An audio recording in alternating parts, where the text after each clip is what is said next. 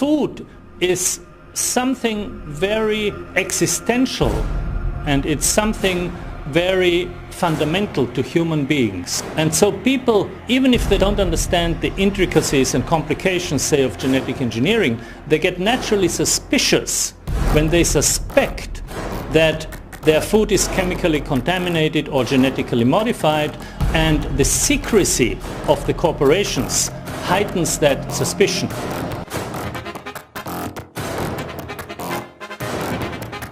Farmers around the world are in trouble.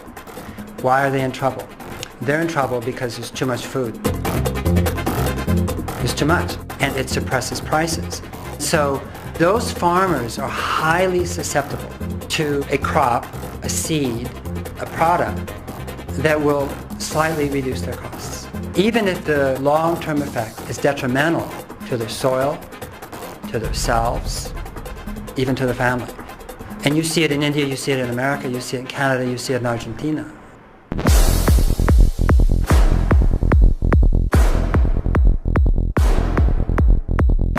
5 or so agrochemical corporations control about 85% of the food, and what they want to do, in their own words, is gain control over the entire food chain, from the seeds to the table. Corporations are putting in a gene from another species into germplasm to create characteristics or traits which are more desirable to whom? Well, in most cases, these traits are desirable to agribusiness. That is to say, companies who are mass producers of corn and soybeans. Generally, mass producers of food that goes to cattle to make meat.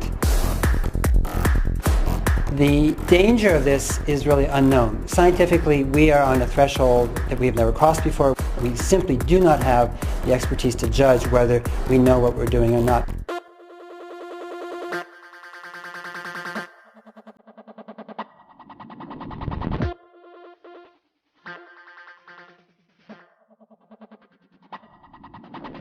Monsanto, one of the corporate giants in this field, engineered soybeans to make them resistant to a specific pesticide.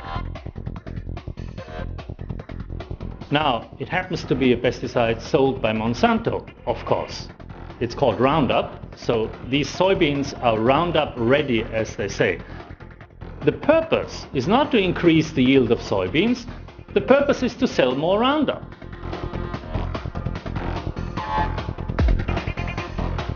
They have other crops that have a pesticide in them, and they want to sell these special seeds. Now, they have patented the seeds, they sell them for inflated prices, they charge a technology fee on top of it, and then they have intellectual property rights so that farmers are not allowed to save the seeds or develop them as farmers have done for hundreds of years.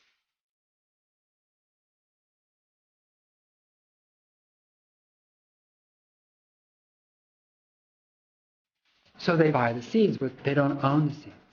They have a license to use it for 1 year. The next year they have to buy it again. So now they're just like somebody who's been enticed to use drugs and now has to form a relationship with their dealer, right? Who has the power in that situation? The dealer has the power.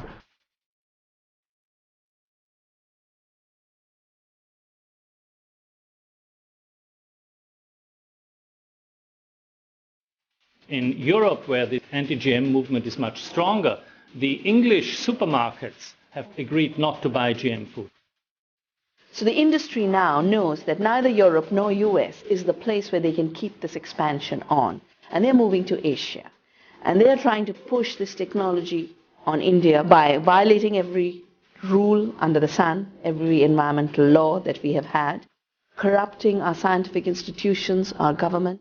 And that's why I've sued them. I've got Monsanto in court, in the Supreme Court of India, because they're violating our laws. Hunger is not a technological problem. The world produces enough food. So you may ask, why are there so many hungry people?